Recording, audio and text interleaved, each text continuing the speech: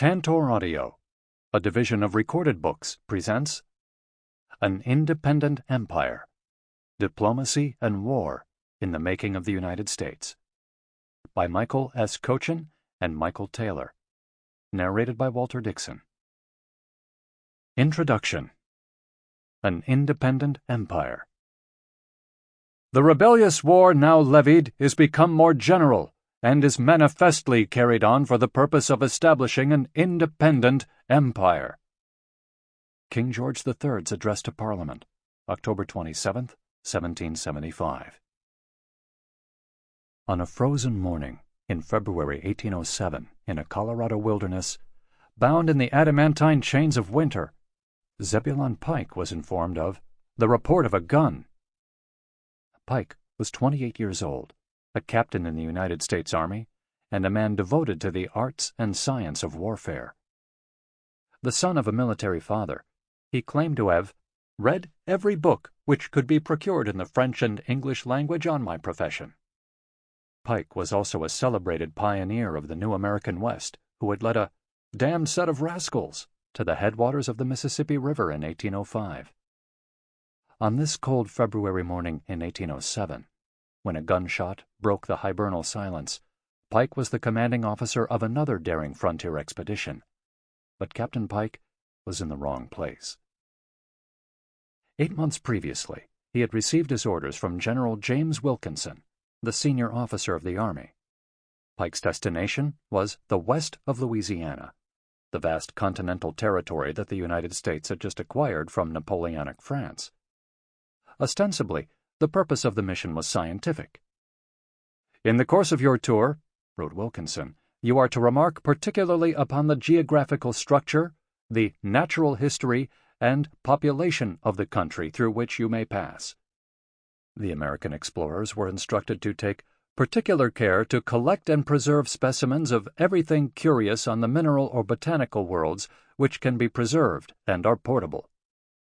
Wilkinson also relayed an order from the highest heights of the federal government. "It is an object of much interest with the executive," he told Pike, "to ascertain the direction, extent, and navigation of the Arkansas and Red Rivers."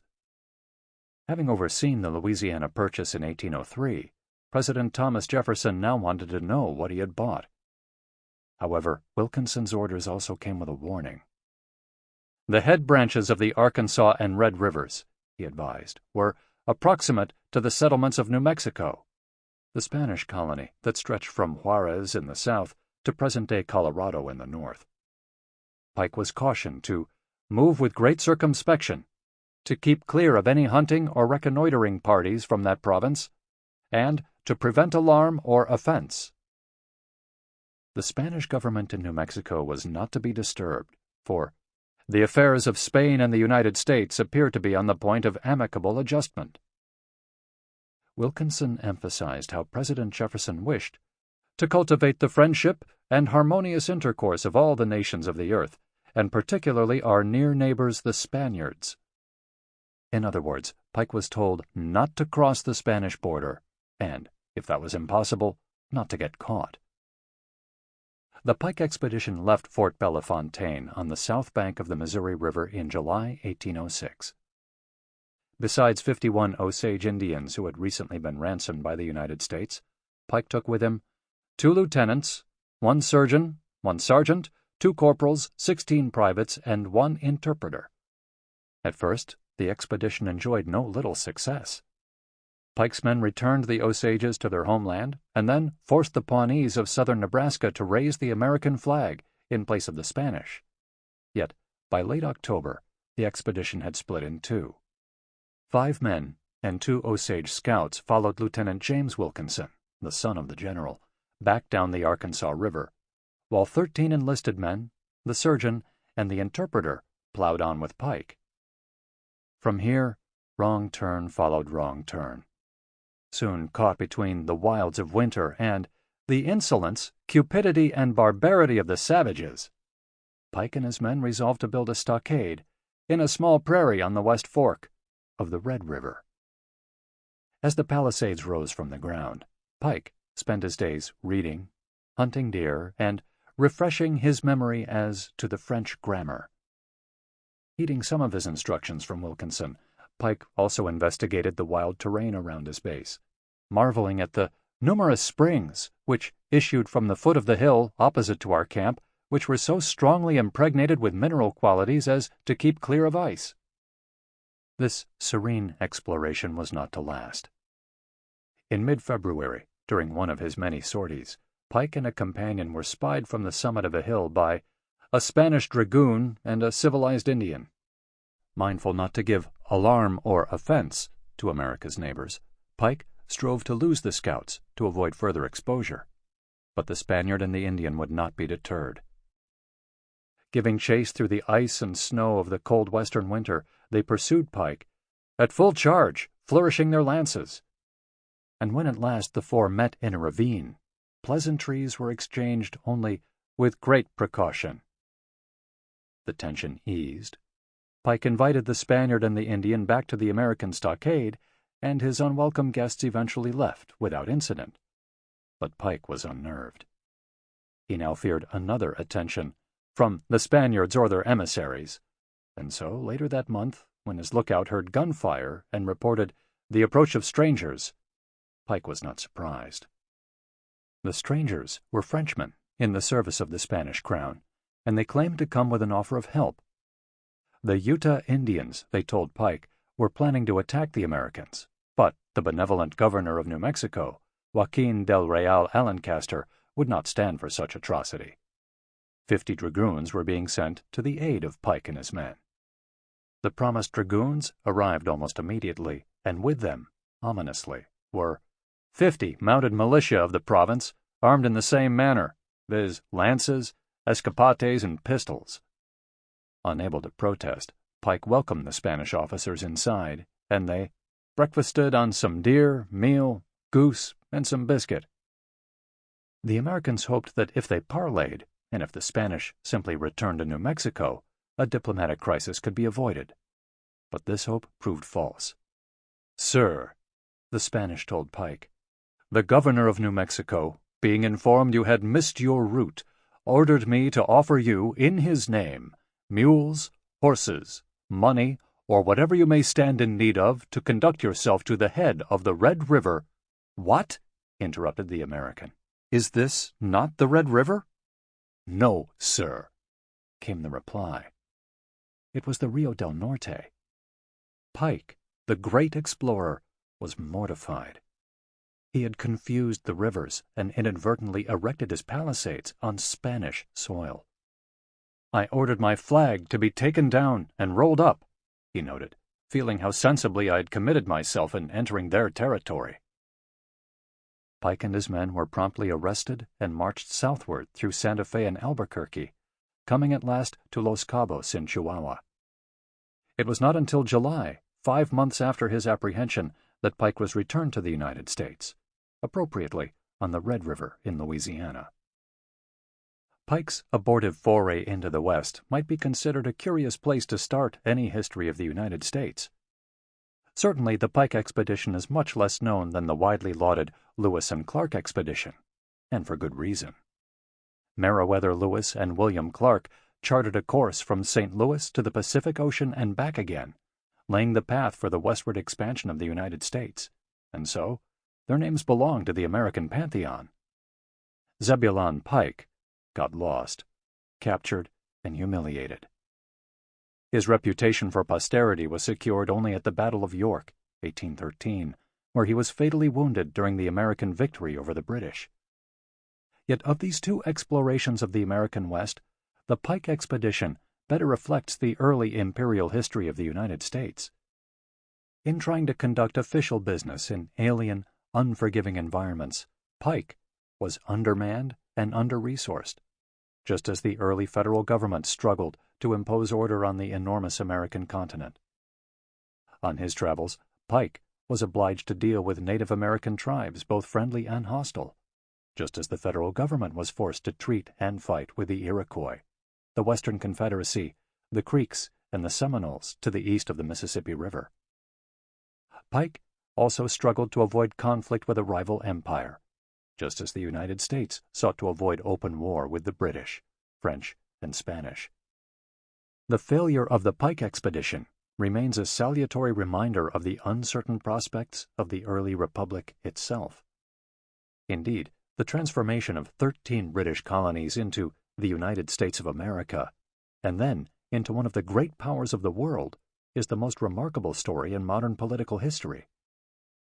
When the seeds of the American Revolution were first sown in the 1760s, the 13 colonies were but a string of coastal settlements along the eastern seaboard, mere pawns in the imperial games of the Old World. That those colonies would even attempt to overthrow the might of the British Empire was for many observers on both sides of the Atlantic simply absurd. When reconciliation with Great Britain became impossible, and when independence was declared in 1776, the new American nation was nothing more than an ambitious experiment in republican self-government. There was no guarantee of its success, and several good reasons to expect its failure. "We have not men fit for the times," wrote John Adams.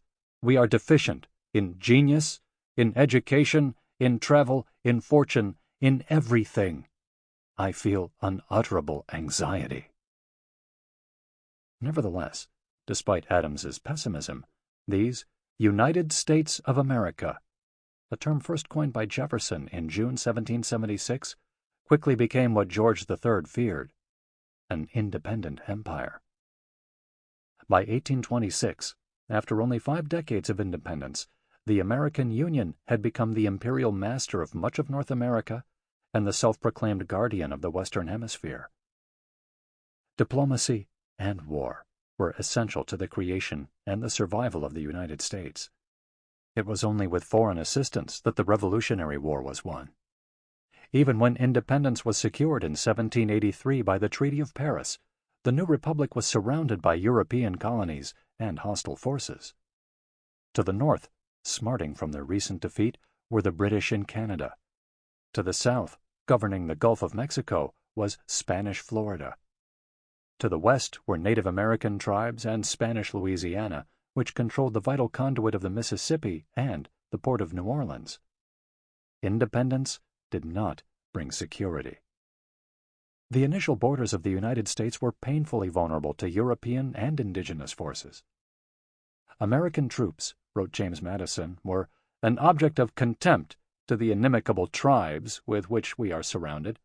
It is also to be apprehended that we suffer much from the agency of British and Spanish partisans."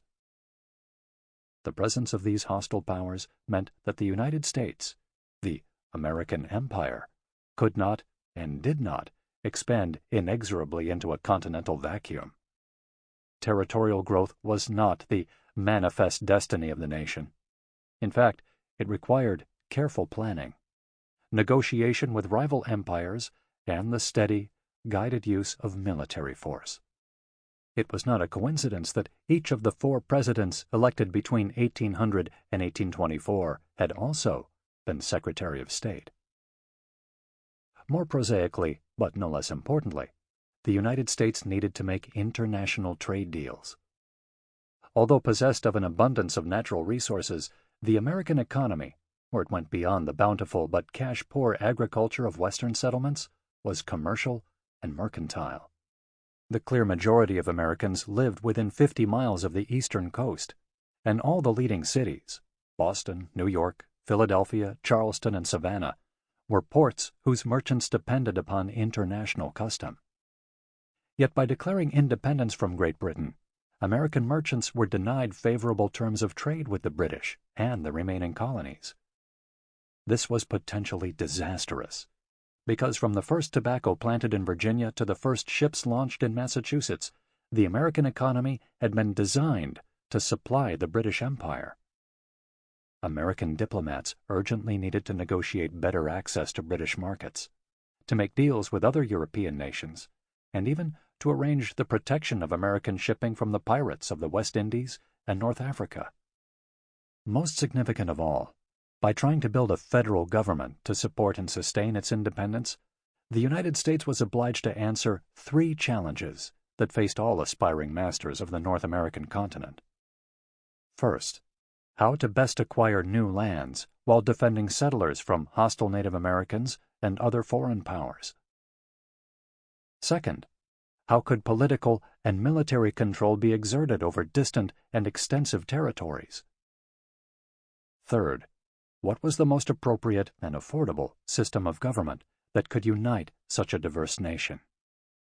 These questions had confounded the British, and the success and survival of the United States were therefore contingent upon the right choices being made by politicians at home, by diplomats at negotiating tables, and by military men in the field. Missteps and humiliations, like Zebulon Pike's calamitous expedition, were the frequent result of this ad hoc process. However, in the half-century following 1776, American politicians, diplomats, and generals found workable answers to their challenges. By doing so, American leaders also confirmed the imperial character of the nation. The United States might have been Republican, and in the words of Jefferson, an empire of liberty, but by conquering territory, by subjugating Native Americans and European settlers, and by developing and then using military force, the United States became the paramount empire in North America, an independent empire. Chapter 1. The British and the Problems of American Empire. The rulers of Great Britain have, for more than a century past, amused the people with the imagination that they possessed a great empire on the west side of the Atlantic.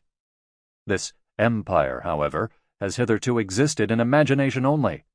It has been not an empire, but the project of an empire. Not a gold mine, but the project of a gold mine. It is surely now time that our rulers should either realize this golden dream, in which they have been indulging themselves perhaps, as well as the people, or that they should awake from it themselves and endeavor to awaken the people. Adam Smith, The Wealth of Nations, 1776. If the 15th century belonged to the Portuguese, and the 16th to the Spanish, and if the 17th century was defined by la gloire of the Sun King, King Louis XIV, it was in the long 18th century that Great Britain emerged as a global force. This rise to power began with the glorious Revolution of 1688, when the Catholic King James II was deposed and replaced by William of Orange, the Protestant Dutch stadtholder. According to its most revered historian, this was, of all revolutions, the least violent and the most beneficent, being both the signal of deliverance of England from popery and absolutism, and the vindication of ancient rights. Crowned at Westminster Abbey as William III, the new king was a pensive, severe, and solemn man who had never been young. He soon dragged his British subjects into his ongoing continental war with France, the War of the League of Augsburg. With memorable military victories at the Boyne in Ireland and La Hogue off the Normandy coast, and with the concurrent development of stable parliamentary government in London, the British ascent had begun. 9 years of war against France were ended by the Treaty of Ryswick, 1697. But this brought only momentary peace. In 1700, Europe was again thrown into turmoil when the King of Spain, the infirm and bewitched Carlos II, died without issue. Addled by generations of inbreeding, the Habsburg line of Philip II had failed, and by 1702 the nations of Europe were fighting over who would ascend the Spanish throne. In this, the War of the Spanish Succession, the British were established as a major military power. The Duke of Marlborough, the direct ancestor of Winston Churchill, recorded stunning triumphs over French forces at Ramillies, Oudenarde, Malplaquet, and notably Blenheim, after which he wrote to his wife Sarah that God had blessed Her Majesty's army with as great a victory as has ever been known. Marlborough's royal reward was the construction of the magnificent Blenheim Palace in Oxfordshire, and his success produced the terms of the Peace of Utrecht, 1713, that made Britain dominant in the Atlantic world. The British were given the asiento, the effective monopoly of the lucrative slave trade from Africa to Spanish America, the control of Gibraltar and Minorca in the Mediterranean, and possession of the New World colonies of Newfoundland, Nova Scotia, and St. Kitts.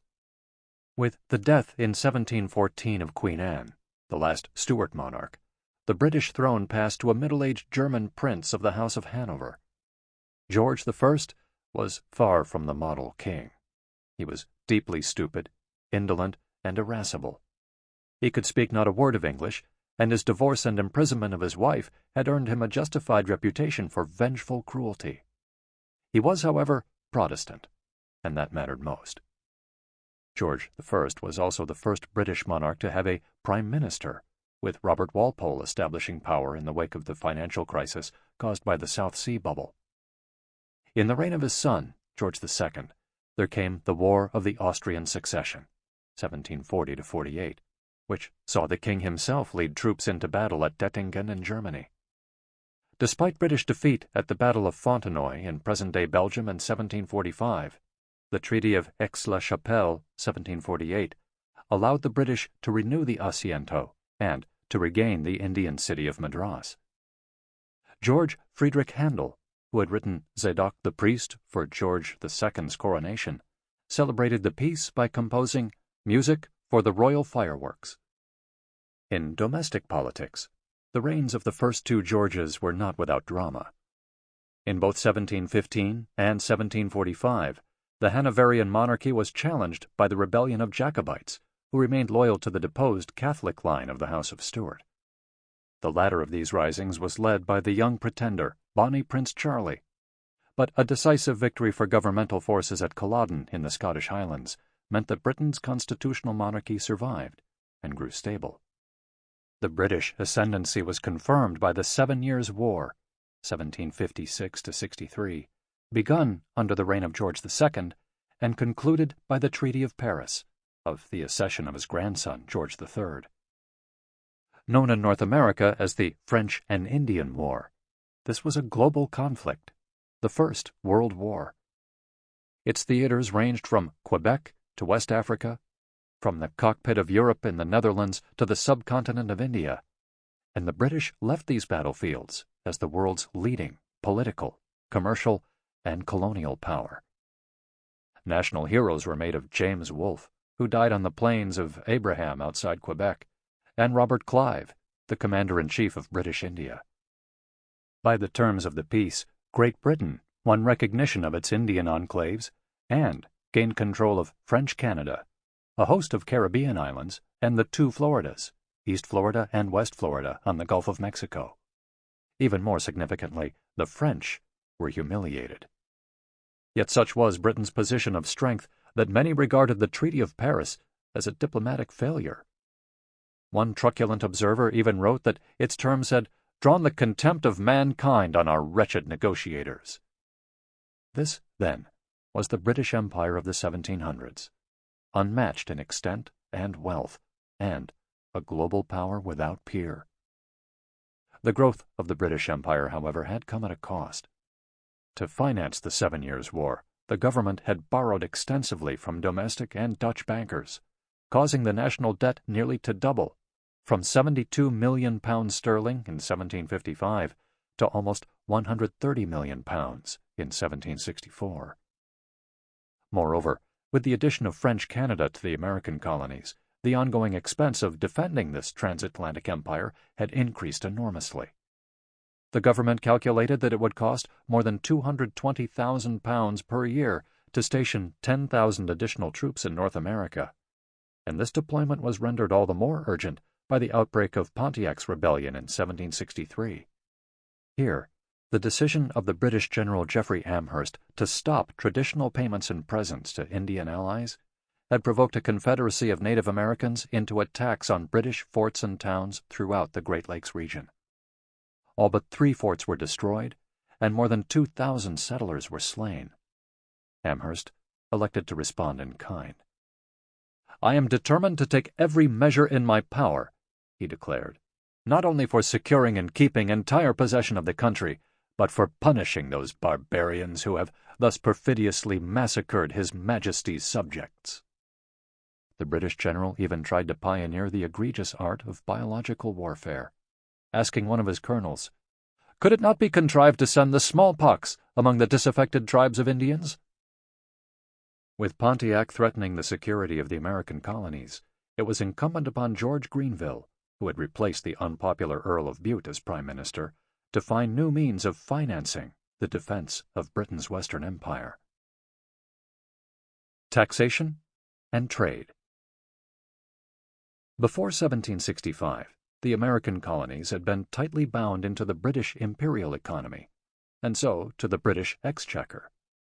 British taxation of the Americans was indirect, which meant that taxes were levied not on income, assets, or domestic produce, but on exports and imports. In accordance with Britain's navigation laws, American trade was routed through London, from which a watchful eye made sure these taxes were paid.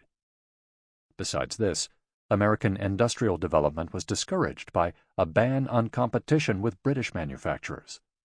The boon of the Industrial Revolution, fueled by the inventions of Thomas Newcomen, Richard Arkwright, and James Hargreaves, would be protected at all costs.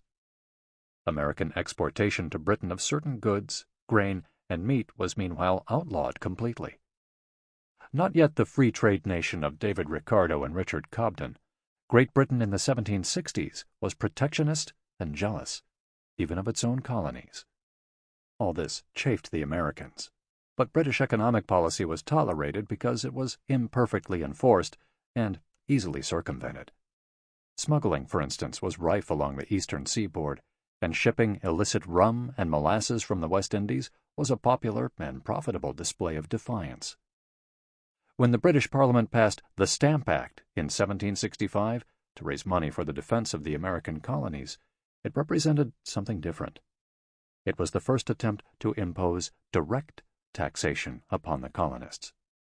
Replicating a measure that had raised revenue effortlessly in Great Britain, the Stamp Act stipulated, first, that a wide range of documents had to be printed on paper imported from London, and, second, that the documents had to carry a revenue stamp that could be purchased only from colonial officials. Thomas Whately, the junior minister who had drawn up the Stamp Act, deemed this mode of taxation to be the easiest, the most equal, and the most certain that can be chosen.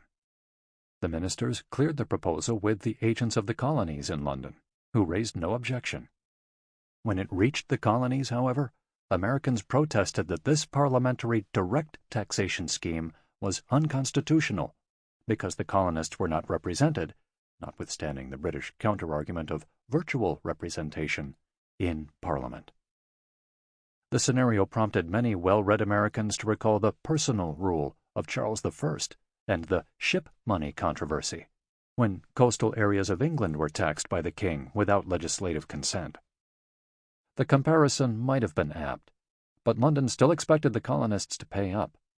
After all, the tax had been authorized by Parliament, whose authority had been supreme since the Glorious Revolution.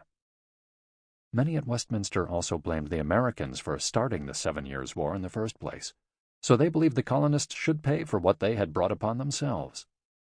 Charles Townshend, the MP for Harwich, derided any kind of opposition to the tax. "Will these Americans," he asked, "children, planted by our care, nourished up by our indulgence until they are grown to a degree of strength and opulence, and protected by our arms, will they grudge to contribute their mite to relieve us from the heavy weight of the burden which we lie under?" The Americans were to disappoint Townshend, for the breaking news of the tax caused civil unrest throughout the colonies. Archibald Hinshelwood, a Nova Scotia lawyer, wrote to the distiller Joshua Mauger of a violent spirit of opposition raised on the continent against the execution of the Stamp Act. Effigies of Andrew Oliver, the colonial official responsible for collecting the tax in Britain, were hung by the Sons of Liberty from the city's Liberty Tree. Attached to Oliver's effigy was a sign stating, "He that takes this down is an enemy to his country." The uproar was contagious. The Stamp Act also provoked the rancor of a more sophisticated constituency. By taxing printed materials such as newspapers and legal documents, it directly affected the journalists and lawyers who were best placed to articulate colonial discontent. One such lawyer was John Adams, a bustling attorney in the provincial town of Braintree, Massachusetts. Recently married to his third cousin Abigail, and already dabbling in... Sample complete. Ready to continue?